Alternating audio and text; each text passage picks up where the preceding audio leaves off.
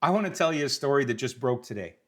And I think it is one of the most remarkable things I've heard about Canada in a long time.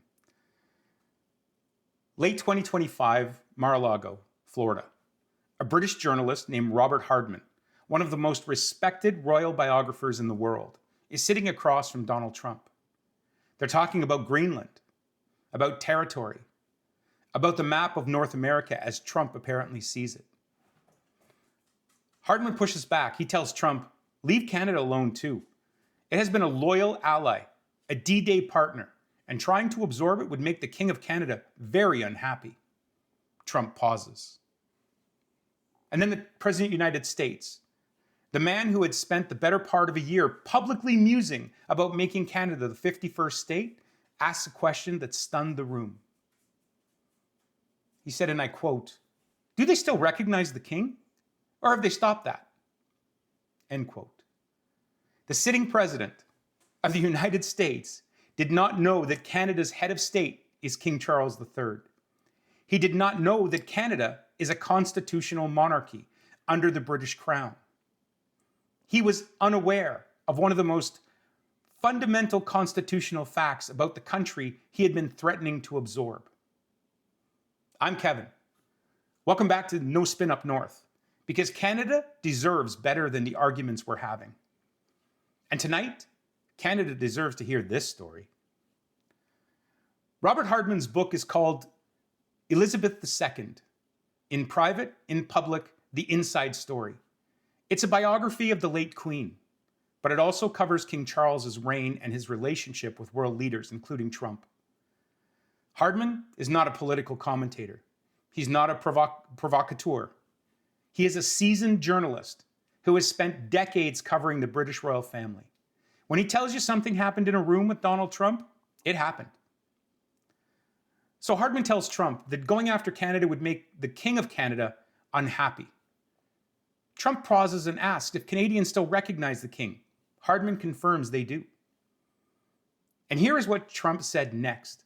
And I want you to hear all of it, because it tells you exactly what this man thinks of Canada and why. He said, Canada has terrible politicians, that they are nice to his face and they say bad things behind his back. He noted that most Canadians live just above the American border because it's too cold farther north. And then he said this, and I quote, the problem is some guy drew that straight line to make a border. He should have just drawn it 50 miles further north, and then there wouldn't be a problem, end quote. 50 miles. That is the territorial ambition of the most powerful man on earth with respect to Canada. Not the Arctic, not the oil sands, not the Northwest Passage, the strip of populated land hugging the American border, the cities, the people, the economic density.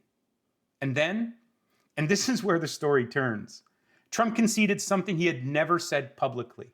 And I quote, I suppose the Canadians have got 200 years of history and all that, oh, Canada thing. You can't deal with that in 3.5 years. I guess it's not going to happen.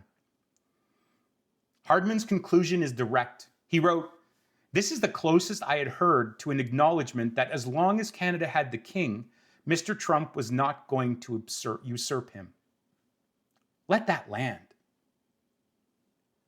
Canada's most effective protection against American territorial ambition was not its military, it was not a trade agreement, it was not economic leverage. It was a centuries-old constitutional link to a monarchy that the American president admires, and apparently did not fully understand Canada still had. Trump's admiration for the British royal family is not performance. It is genuine. His mother, Mary Ann MacLeod Trump, was born in the Outer Hebrides in Scotland. She grew up speaking Scottish Gaelic before immigrating to America. She was a devoted fan of the late Queen Elizabeth. Trump was the last head of state to have a formal state visit with Queen Elizabeth II before her death. He has called her unbelievable and fantastic. And he accepted a state visit invitation from King Charles in September 2025, was formally greeted at Windsor Castle with full ceremonial honors, The pageantry, the history, the weight of the institution clearly made an impression. And the Canadian government understood this. In May 2025, at the height of Trump's annexation rhetoric, King Charles personally delivered the speech from the throne in Ottawa, the third time a reigning monarch had done so in Canada. And in that address, the king said, and I am quoting him directly, "The true north is indeed strong and free." That line was not accidental. It was not written for the audience in Parliament. It was written for an audience of one in Florida, and it worked. Canada's oldest institution performed a function that no modern policy could replicate. It made the country untouchable, not through force, but through symbolism, through legitimacy, through the weight of history itself. Now I want to talk about Mark Carney, because while all of this was happening, while Trump was making territorial noise and the world was trying to figure out how to handle him, Canada's Prime Minister was doing something that I think history will look back on very kindly. He was ignoring the bully, strategically, deliberately, with remarkable discipline. January 2026, Davos, the World Economic Forum, the most powerful business and political leaders on the planet in one room. Carney spoke first, Tuesday, January 20th. Without ever saying Trump's name, he told the world the old order was over. He said this, and I quote, "We are in the midst of a rupture, not a transition. Great powers are using economic integration as weapons, tariffs as leverage, financial infrastructure as coercion. Middle powers cannot go it alone. If we're not at the table, we're on the menu." End quote. The New York Times called it the most important foreign policy speech in years. Der Spiegel said it was the speech the world had been waiting for. The Washington Post called Carney the star of Davos. The next day, Wednesday, January 21st, Trump flew into Davos, took the stage, and called Carney out by name. His exact words, and I quote, "Canada gets a lot of freebies from us, by the way. They should be grateful also, but they're not. I watched your Prime Minister yesterday. He wasn't so grateful. Canada lives because of the United States. Remember that, Mark, next time you make your statements." End quote.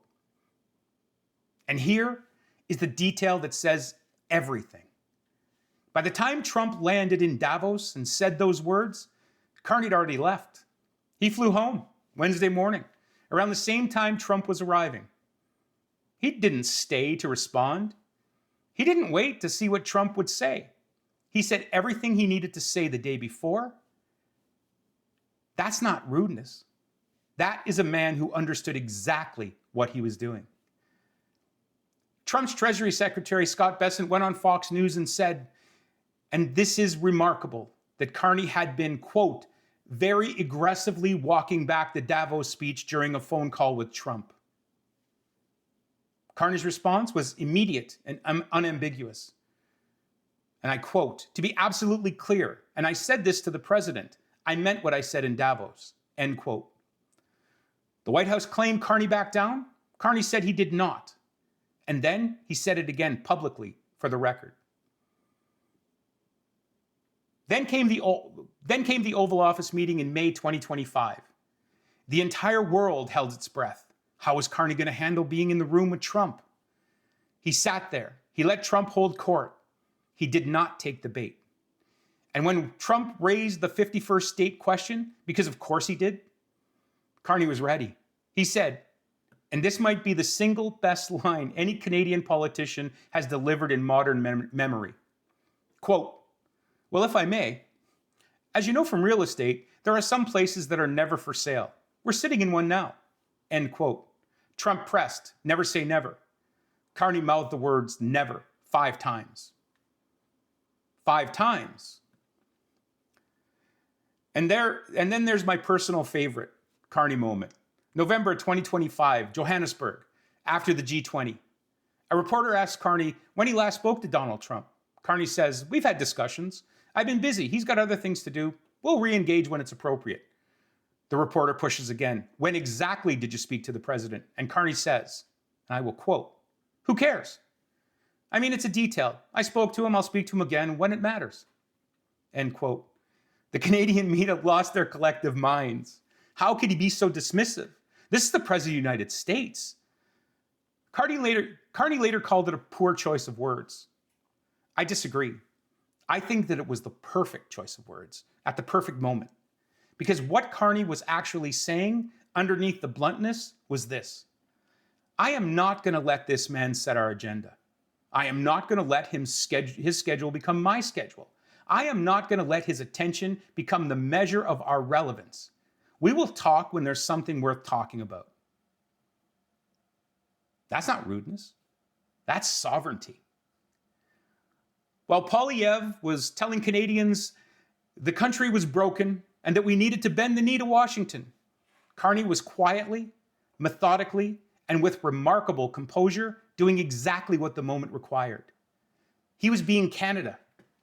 He was being Canadian. So let's step back and look at what this week's news actually tells us. The man who spent a year threatening to absorb Canada, the most powerful individual on earth, was stopped. Not by military force, not by economic sanctions, not by Pierre Poilievre promising to be his best friend. He was stopped by 200 years of Canadian history, a constitutional monarchy he personally admires, and a prime minister who refused to be intimidated. Think about that in the context of what we talked about in episode 1, the playing small argument. Canada can't build things. Canada's broken. Canada is not capable.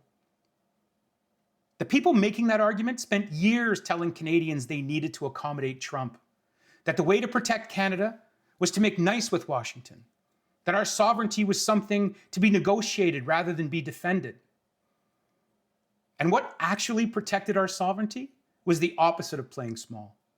It was the full weight of who Canada is, constitutionally, historically, and institutionally. It was a king saying, the true North is indeed strong and free, from the floor of our parliament. It was a prime minister standing in the Oval Office and mouthing the word never 5 times to the President of the United States. Canada didn't need to shrink. Canada needed to be Canada, and it was. There's a bigger debate happening in this country right now about the monarchy, whether it's relevant, whether it's a colonial relic, whether Canada should become a republic. I'm not going to settle that debate tonight. It is a legitimate debate, and reasonable people can disagree. But I will say this.